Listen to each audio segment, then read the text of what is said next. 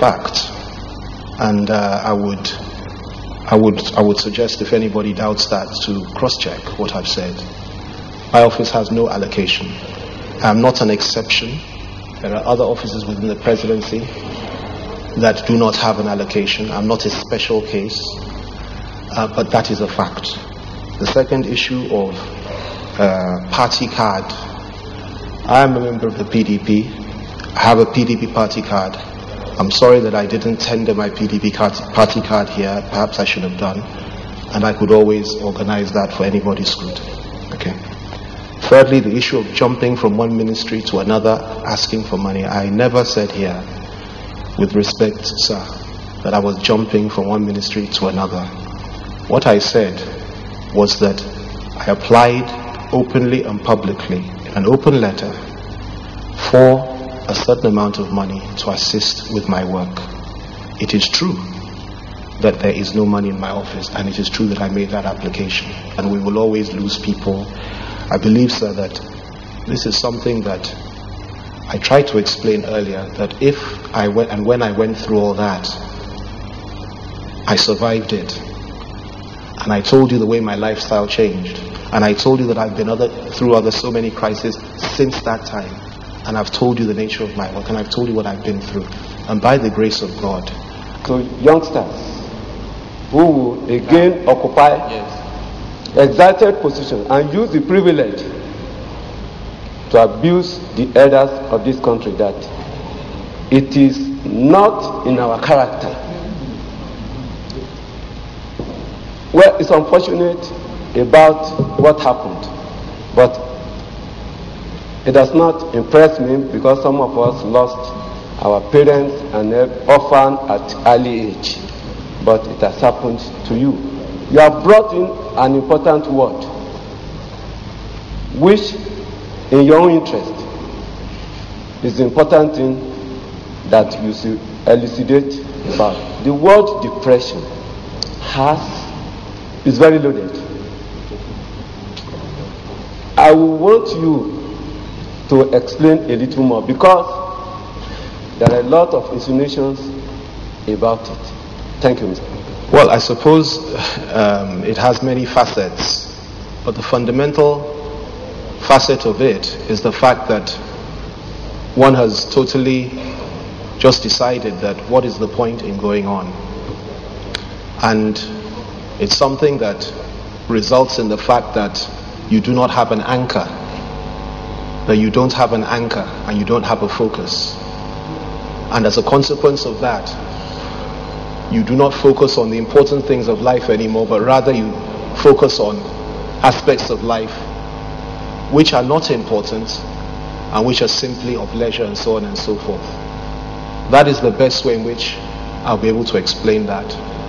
Thank you, sir.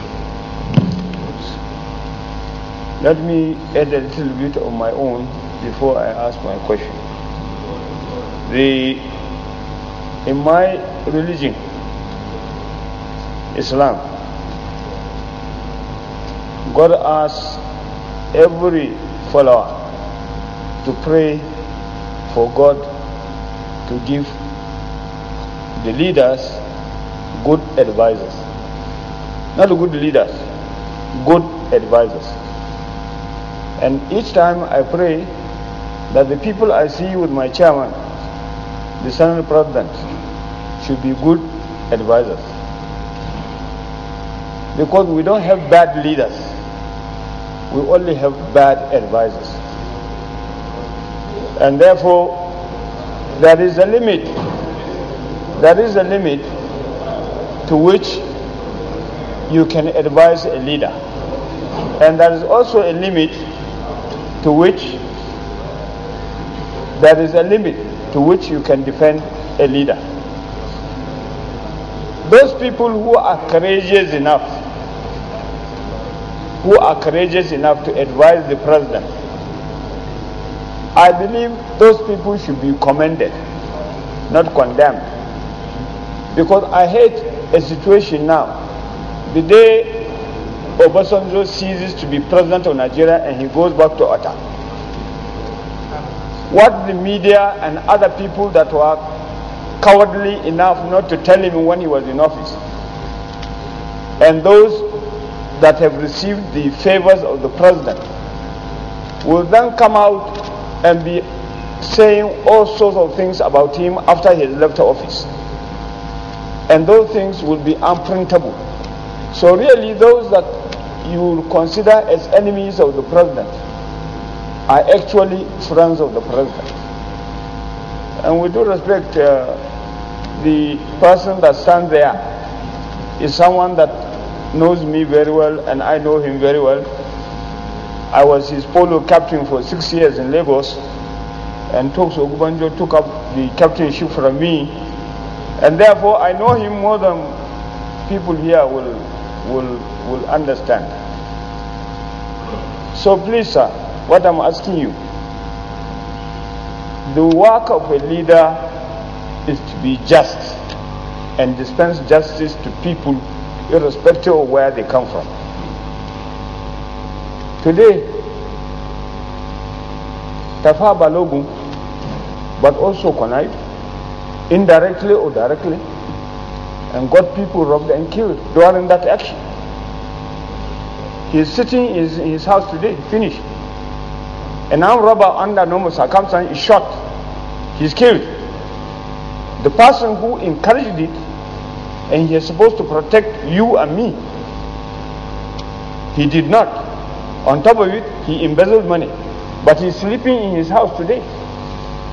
Then another person, maybe because of where he comes from, he is being accused of something, murder.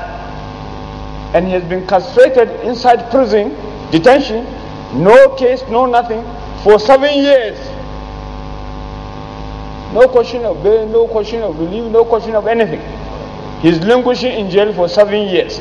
In any country of the world, is it justifiable for you to incarcerate a Nigerian citizen or any citizen for that matter for 7 years on allegation?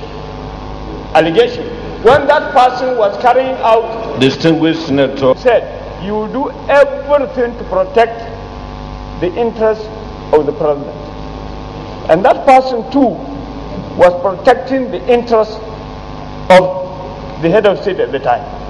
And in this case, I'm referring to Al-Mustafa case.